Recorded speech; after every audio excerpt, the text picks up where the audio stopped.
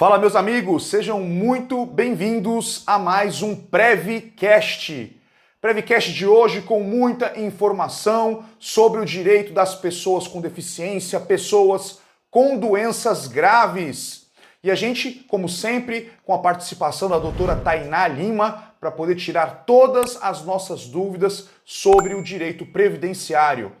Olá, doutora Tainá, seja muito bem-vinda a mais um PrevCast. Olá, Michael! Olá para você que está me assistindo, seja muito bem-vindo a mais um PrevCast. Como sempre, é um enorme prazer estar aqui, falar sobre direitos sociais e eu já te convido a deixar o teu caso aqui nos comentários para que possamos te dar o melhor direcionamento em busca do seu direito. É isso aí, pessoal. Importantíssimo que a doutora falou. Como sempre, esses vídeos são baseados em situações reais, as situações que vocês estão passando. Por isso que é fundamental que você participe, deixando o seu comentário. Como, por exemplo, os casos que a gente vai passar agora para vocês, tá bom? Então a gente vai iniciar conversando com vocês sobre esse caso. Vou colocar na tela agora para vocês o caso do Vieira, que diz o seguinte: sou PCD, deficiente física membro superior, trabalha há 30 anos de registro em carteira, tem 15 anos registrado como PCD, mas hoje não tenho nenhum laudo e nem exames. Para dar entrada no INSS, já preciso estar com exames e laudos atualizados. E aí, doutora, quais são as orientações, né? Tem muitas coisas que já são clichê de a gente falar, mas quais seriam as orientações para as pessoas que precisam ir numa perícia lá no INSS? E aí já vai estar respondendo automaticamente não só esse caso, como os demais casos. Com certeza, né? A gente tem que entender que o INSS ele não é um banco de dados. Ele apenas é um armazenador de dados, então ele só recebe aquilo que é fornecido. Se você não fornecer para ele no momento do seu requerimento laudos e exames que embasem o seu pedido de PCD, por exemplo, ele provavelmente ali vai indeferir, porque ele não vai perder tempo marcando uma perícia médica se ele não está vendo ali nenhum indício de que você de fato é PCD. Então é de suma importância que a gente junte os laudos médicos no momento do requerimento, para que quando esse perito ele vai analisar todo esse processo, ele já entenda que você é PCD, que você já está dando entrada com laudos, com médicos, tudo bonitinho, tudo específico, com data de entrada, com data de saída, né? Todo aquele conjunto probatório em que comprova a tua doença. Todo mundo que vai passar por uma perícia no INSS tem que levar exames e laudos atualizados dos últimos 6 meses. E friso a importância dos exames. Porque se você tem um laudo lá falando que você possui hérnia de disco, você precisa levar uma ressonância, um raio-x, uma tomografia que comprove aquele laudo. Até porque a gente sabe que dentro do INSS tem muitas fraudes, então além do exame, além do laudo, é de suma importância levar os exames.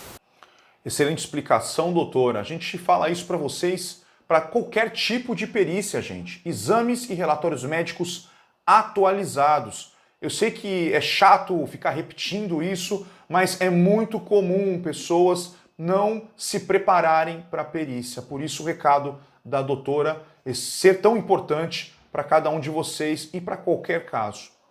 Aí a gente vira o assunto. Pessoal, vamos ver essa situação aqui sobre tempo de contribuição. Vamos conversar com vocês sobre a aposentadoria da pessoa com deficiência. A gente conversa muito com vocês sobre a importância da homologação, né? Porque o INSS ele não é adivinho, né? Então é importante a gente estar avisando o INSS sobre a condição de pessoa com deficiência e é óbvio, é importante também a gente entender sobre as condições de pessoa com deficiência.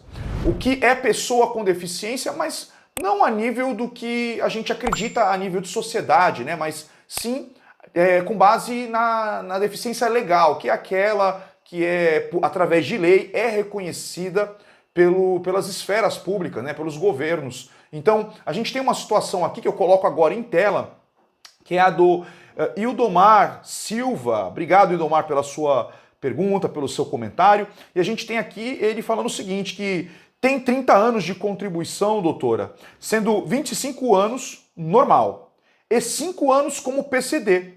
E aí é interessante que ele expressa, isso se é PCD. Porque tem uma amputação da primeira falange do quinto dedo da mão esquerda. A possibilidade de se aposentar, já tenho 53 anos de idade.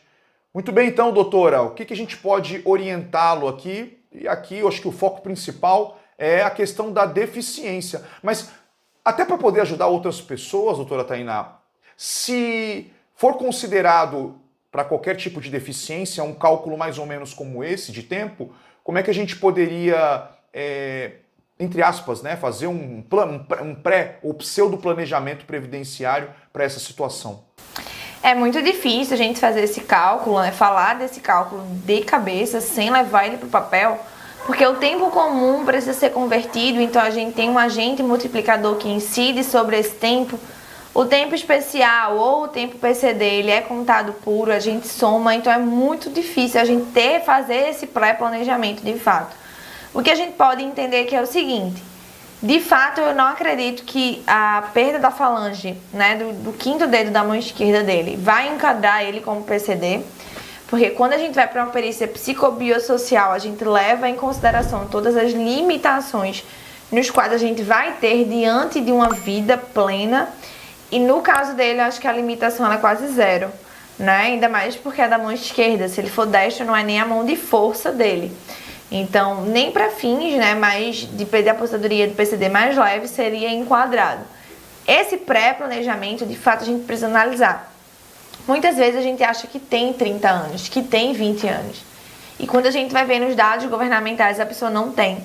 A pessoa tem um tempo que está marcado com o indicador e esse indicador está fazendo toda essa retirada.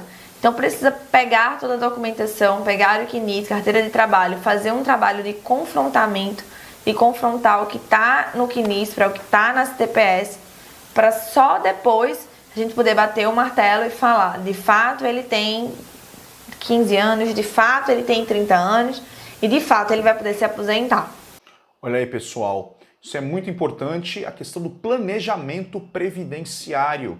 Através dele é que você vai fazer um check-up das suas contribuições, da sua qualidade como futuro aposentado, futura aposentada. Então é fundamental que você se prepare para isso, né? Você pode entrar em contato conosco para poder saber sobre planejamento previdenciário, para entender a sua situação. Entre em contato conosco. Atenção, WhatsApp, DDD 13 981 58 8602, 13 é o DDD, 981 58 8602. Também a gente tem aqui na barra os nossos contatos. Bem, então a gente agora vira o assunto e vamos conversar sobre uma outra situação aqui. Muita atenção. A gente tem uma pergunta aqui, doutora. E assim, da mesma pessoa, inclusive, olha só que interessante. A gente vai conversar agora com vocês sobre a categoria, né, a classe de benefício auxílio acidente. E é óbvio que muitas pessoas têm dúvidas a respeito do auxílio acidente, das possibilidades. E aí eu coloco em tela para vocês agora a pergunta do Ildomar Silva. Ele fala o seguinte: quando você recebe auxílio acidente, pode se afastar e continuar recebendo? É uma ótima pergunta, né, doutora Tainá? Excelente pergunta, um fato que gera muita divergência, mas o posicionamento atual de todas as justiças federais brasileiras é que sim, pode, desde que tenham fatos geradores diferentes, ou seja, você recebe um auxílio acidente por causa de uma hérnia de disco e posteriormente vem receber um auxílio doença por causa de alguma doença psíquica. São fatos geradores diferentes. Quando a gente fala de fatos geradores diferentes, a gente fala também em agravamento. Por exemplo, você tem uma hérnia de disco da L4 e da L5, e essa hérnia vai se agravando para uma outra vértebra, a L3 e a L4. É a mesma patologia, é o mesmo CID. Então, nesse caso, não poderia, mas se for uma outra patologia, um outro fato gerador, pode sim. Maravilha, então, pessoal. Então, muita atenção a essas explicações da doutora. É uma pergunta extremamente comum, essa questão do auxílio acidente e a possibilidade de receber o auxílio doença. Eu peço para você que compartilhe esse vídeo. É fundamental que você deixe seu comentário, compartilhe e curta o vídeo. É importante também que você siga a gente aqui através do grupo Somos Todos PCD. Por lá, a gente sempre compartilha informações importantes, tanto para a parte previdenciária quanto para a parte do carro PCD, para pessoas com deficiência e pessoas com doenças graves. A gente gira o assunto então, pessoal, e aí a gente tem aqui mais um caso. E assim, é interessante esse caso aqui, doutora, porque a gente tem um veio aqui da parte trabalhista. Então é uma situação que é muito comum que as pessoas tenham dúvidas, né? Que não se restrinja apenas à questão do auxílio acidente, mas da possibilidade, uma vez sendo seu direito, claro, de você receber outras coisas aqui. E aí a gente tem essa história que eu coloco agora em tela para vocês, do Antônio Carlos. Olha lá, o Antônio Carlos, ele disse que sofreu um acidente de trabalho e teve uma redução de 82% do movimento da perna direita, 82%.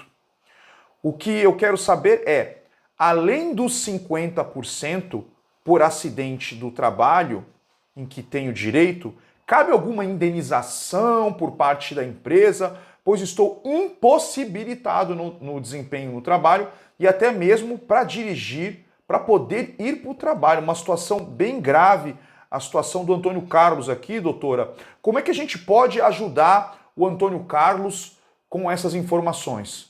Claro que cabe, né? A empresa ela vai responder ali por atos e omissões. Geralmente ela responde por omissões, porque você tá lá, não tem um equipamento de proteção individual devido, a empresa não faz fiscalização, não mantém os documentos em dia, nem o PPRA, nem o PGR, que é o programa, né, que a empresa tem que ter com parcerias com os bombeiros, entidades federais que evitam acidentes de trabalho. O PPRA, que é um programa de redução de risco, ela não tem aquele documento e acaba lesando esse funcionário. Então, em alguns casos, a gente chega até auxílio, plano de saúde, né, auxílio de saúde vitalício, pensão vitalícia. E para o caso dele ter uma redução de 82% do movimento da perna direita, né, que é praticamente, se ele for destra, a perna basilar, a perna de força, é um impacto para o resto da vida dele. Então, além do auxílio acidente, ele pode sim, deve inclusive, requerer aí da empresa uma indenização, um plano de saúde vitalício, para que ele tenha uma segurança e uma vida mais confortável. Olha as orientações, pessoal, da doutora Tainá. Importante que, se você está nessa situação, é importante, gente, sempre que você tiver dúvidas sobre sua condição, que você procure orientações. Tá? E a gente pode estar te dando essas orientações através do nosso WhatsApp que está aqui na barra. Entre em contato conosco para poder a gente te orientar, até fazer indicações de profissionais, caso você não tenha, para poder estar te auxiliando a respeito disso, tá bom? Aí a gente vira o assunto, e então muita atenção. Um outro benefício muito importante para as pessoas com deficiência, pessoas com doenças graves, enfim, pessoas que passam por uma situação provisória ou permanente, né, após a sua recuperação, instalada uma sequela. Antes de tudo isso acontecer, nós temos o auxílio doença. Então, muita atenção para essa situação que a gente coloca em tela aqui, pode ser a sua. Vamos lá então. A gente tem aqui o Fábio Ferreira Alves, diz o seguinte, que ele toma 11 calmantes, diazepam, 2 vezes por dia, não sei se é o MG, não conheço esse medicamento, 2 por dia, cetralina, 3 por dia, né? Cloridrato de cetralina, toque gravíssimo, perdeu uma visão em 2019, foi agredido, então temos aqui uma pessoa com visão monocular, estava recebendo auxílio doença, não consigo trabalhar, dá muito sono, o que devo fazer? Muito bem, então, doutor, a gente tem a situação aqui do Fábio, situação bem complicada aqui, né, que nós temos aqui situações relativas à parte psíquica, né, dele, também tem ainda uma deficiência. E aí, doutora, será que é possível a gente restaurar aqui o auxílio doença do Fábio? Como é que seria no caso dele? Primeiramente, eu queria dizer que o estímulo melhora, que ele possa se recuperar. Realmente, muitas vezes, não é só a doença, né, que incapacita aquele segurado, mas sim os efeitos colaterais daquele medicamento. E o sono, uma certa demência, que a gente fica assim meio como se estivesse meio grogue. Realmente são efeitos colaterais dos remédios. Tem remédio que dá muita ânsia de vômito, tem remédio que baixa a pressão e aí fica impossível, né? Você ter qualquer tipo de atividade, correr qualquer tipo de risco, até mesmo sair de casa fazendo uso de medicamentos como esse, porque você fica ali mais vulnerável à situação. E sim, com certeza a gente consegue, né, restabelecer um benefício de uma pessoa que está aí fazendo uso de mais de 15 comprimidos por dia. São medicamentos fortes, medicamentos que causam dano, né, durante a vida daquele cliente, não só físicos, mas psíquicos. A grande questão é que, por ser uma doença psíquica, o INSS tende a indeferir. Então, eles acabam, como você não consegue comprovar, feito uma hernia de disco na ressonância, eles acabam indeferindo e a gente consegue uma reversão judicialmente. Mas eu estimo melhoras sobre a agressão também, dá muito sono, ele é visão monocular, então com certeza ele é PCD, ele tem direito a IPCD, mas no momento, né, o ideal, ele não fala a idade dele, mas o ideal agora é buscar o restabelecimento do auxílio-doença e dependendo da idade, se ele já tiver uma idade avançada, talvez até uma aposentadoria do PCD, uma aposentadoria por incapacidade total e permanente. Teríamos que dar uma analisada no caso para entender qual o melhor caminho e qual o caminho mais ágil para garantir o pagamento desse benefício. Excelente explicação, doutora. Até porque se a pessoa ela volta para o trabalho e insiste naquela situação, ela pode acabar depois do tempo ali, né, que ela tem que ficar ainda no trabalho, né, por causa do que ela passou, ela ter o emprego escapado, né, ela acabar deixando de ter o trabalho, ser mandada embora por causa de um desempenho ruim ali, já em face aos efeitos colaterais dos medicamentos. Então essa explicação ela é muito importante e é importante que as pessoas se atentem a essa situação, que não fiquem sofrendo, né? Pare de sofrer, busque os seus direitos. Aí a gente vira o assunto, então muita atenção aqui, gente. Nós conversamos sempre com vocês sobre um benefício fundamental, essencial, não só das pessoas com deficiência, né? A gente fala aqui, obviamente, eu até peço desculpas, o contrário. Pessoas com doenças graves, sim, porque essas são as pessoas que, de acordo com a lei, podem ter direito à isenção de imposto de renda. Mas, claro, as pessoas, não só elas, mas também pessoas com deficiência que possuam deficiências, situações graves, condições graves, que estejam elencadas ali no rol da lista de doenças, de acordo com a lei, que dão ao direito à isenção do imposto de renda. E aí a gente pega aqui e coloca em tela essa situação para vocês. Muita atenção. O Gentil fez a seguinte pergunta: como faço para conseguir isenção de imposto de renda? Sou deficiente monocular. Isso aqui é uma pergunta excelente, porque eu sei que tem muitas pessoas que que no passado já tinham tentado o direito à isenção de imposto de renda por esse motivo e aí esqueceram do benefício, mas também não ficaram sabendo de uma alteração recente na legislação que reconhece a pessoa deficiente monocular, o cego de um olho, como pessoa com deficiência visual. Com isso, de acordo com o que está descrito na legislação, ela pode ter acesso. E aí eu passo aqui para a doutora, e é importante, até porque a gente conversou um pouco sobre isso antes do vídeo, né, doutora? A questão da definição da doença e a possibilidade de direito à isenção do imposto de renda. Uma outra coisa importante é que eu sei que tem muitas pessoas que buscam o direito a nível administrativo e ainda nos dias de hoje tem o processo indeferido. E aí a gente tem que ver como é que poderia também estar revertendo essas situações, né, doutora? Isso, a gente estava comentando, né, sobre essa dificuldade do monoocular, principalmente na sua caracterização da deficiência. Porque o que acontece? Quando a gente fala de visão monoocular, a gente fala de uma visão de um olho totalmente perdida. Não é aquela visão que você enxerga parcialmente, é aquela visão que você não enxerga nada. Nem vulto, nem cores, nada. É uma redução total, é cego de um olho. E o outro, você pode ter aí uma visão reduzida. Não necessariamente você precisa ser cego dos dois olhos, mas o outro ele vai apresentar uma redução, o que é extremamente normal, porque ele acaba ficando sobrecarregado. A grande questão é que no administrativo a gente tem muitas dificuldades para reconhecer a visão monocular. É como o benefício psíquico no INSS, é muito difícil reconhecer. Então a gente acaba precisando levar para a justiça, passar por um processo, para aí sim ter esse direito reconhecido. Mas quem é monocular é considerado PCD para todos os fins. Fins de isenção de imposto de renda, fins de isenção de carro PCD, fins de aposentadoria, para todos os fins. A gente não consegue, por exemplo, eu sou PCD para deficiência, mas eu não sou PCD para isenção de carro. Não, você é PCD.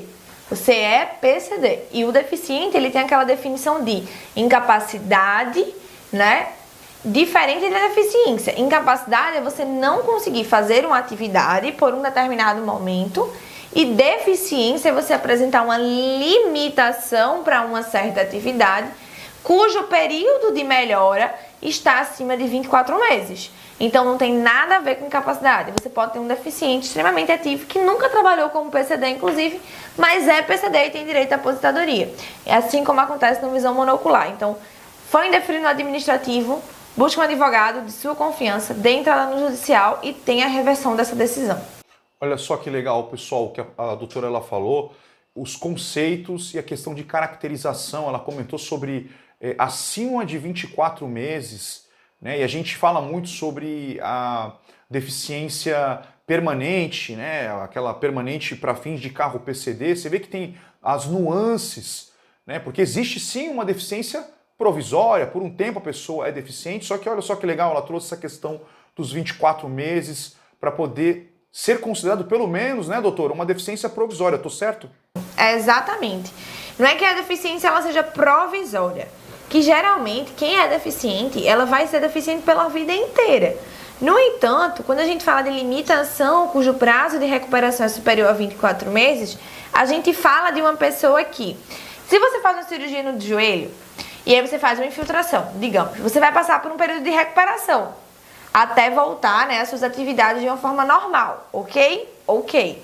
Depois você vai conseguir ter uma vida normal. No entanto, o deficiente, ele mesmo que ele faça fisioterapia, ele contém os sintomas, mas ele não deixa de estar limitado. Aqui a gente pergunta muito assim aos clientes, você tem doença crônica? Você é PCD? Aí o cliente diz, não, não sou. Você tem alguma doença crônica? Tenho, eu tenho asma crônica. Essa tua asma, ela te limita para alguma atividade? Ah, limita, doutora, eu não consigo correr, eu não consigo ficar muito gripado, eu fico muito cansado. Então vejam, para ele a asma não é uma deficiência, mas quando a gente traz ela para o meio de uma perícia psicobiosocial, ela é uma deficiência, porque ela não permite que ele desenvolva uma corrida, por exemplo, porque ela não permite que ele passe muito tempo em um lugar abafado, num ar-condicionado. Então a asma pode ser considerada PCD, só que as pessoas elas não sabem. Mesma coisa acontece com portadores de hernia de disco, bico de papagaio, artrite, artrose, obesidade, grau 4. Todas essas doenças que eu citei são consideradas PCD. Todas elas. No entanto, na sua grande maioria, a pessoa não sabe. Ela toma ali aquele medicamento para o resto da vida, mas não está vendo nenhuma limitação. E é importante destacar que não é porque você toma um medicamento de uso diário e contínuo que você é PCD. Porque aí já chega as perguntas, né? Eu sou diabético, eu tomo insulina todo dia, eu tenho pressão alta, eu tomo aí, né, o controlador, aquele comprimido de controle de pressão arterial todos os dias. Isso não tem nada a ver, porque apesar de você ter uma diabetes, você consegue ter uma vida normal. Você tem hipertensão, você consegue ter uma vida normal, inclusive é indicado ali você fazer exercícios físicos.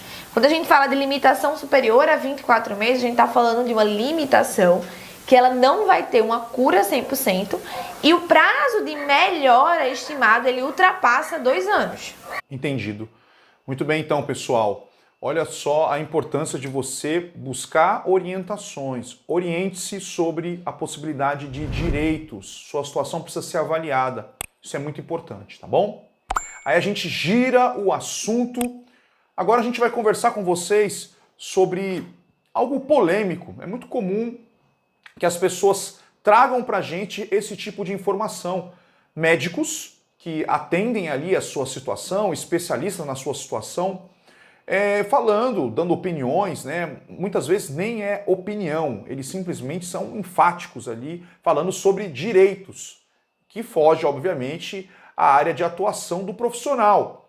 E é muito comum e até porque existem rumores sobre a possibilidade de a pessoa não ter acesso a direitos, dependendo do tipo de situação, dependendo da classificação do seu problema. Então, a gente vai trazer aqui para vocês uma pergunta, né, um comentário de uma pessoa que segue a gente sobre a gravidade e do impacto negativo que tem na vida de muitas pessoas com deficiência que poderiam sim estar usufruindo de direitos. Então, olha lá, a gente tem aqui o Edevaneires. Ele falou o seguinte: os médicos estão informando errado aos pacientes. Ele já tem até a consciência disso, né?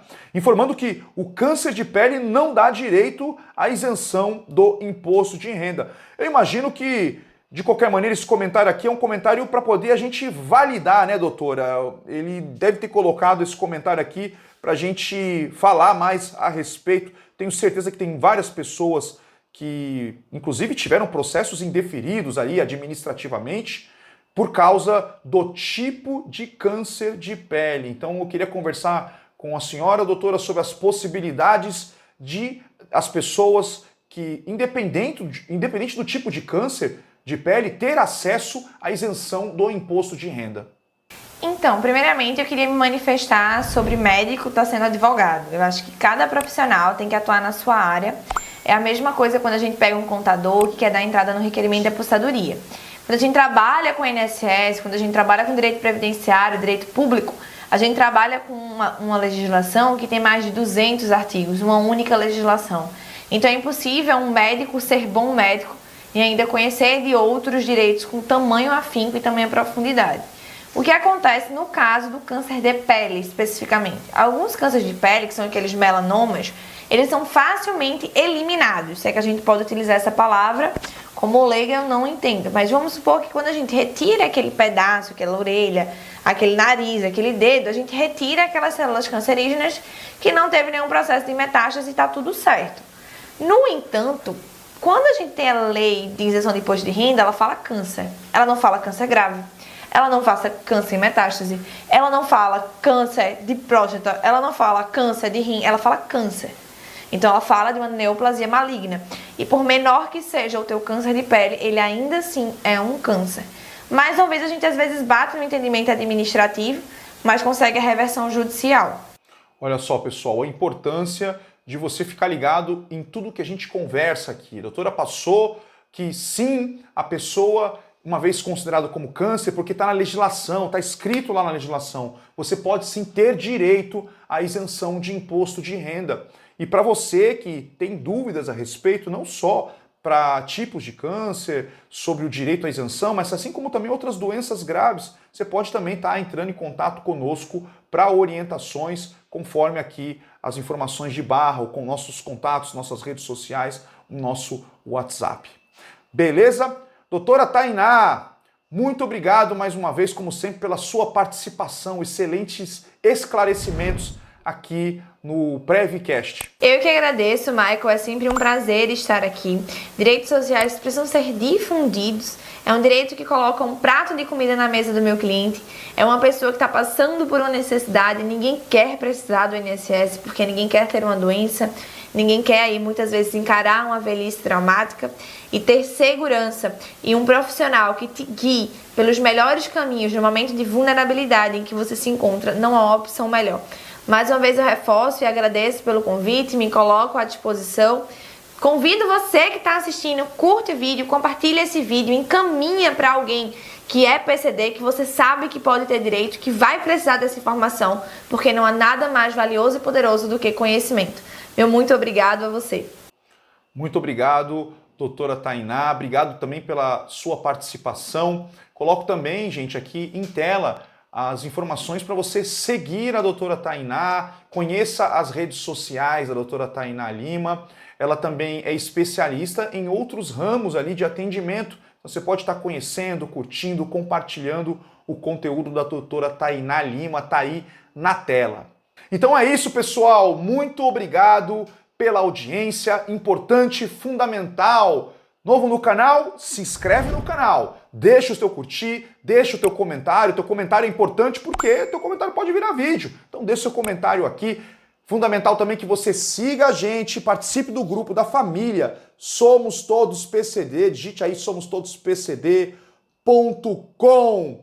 No nosso WhatsApp, que é o Mural Informativo, e lá no link da descrição do WhatsApp, você também pode acessar o nosso Telegram.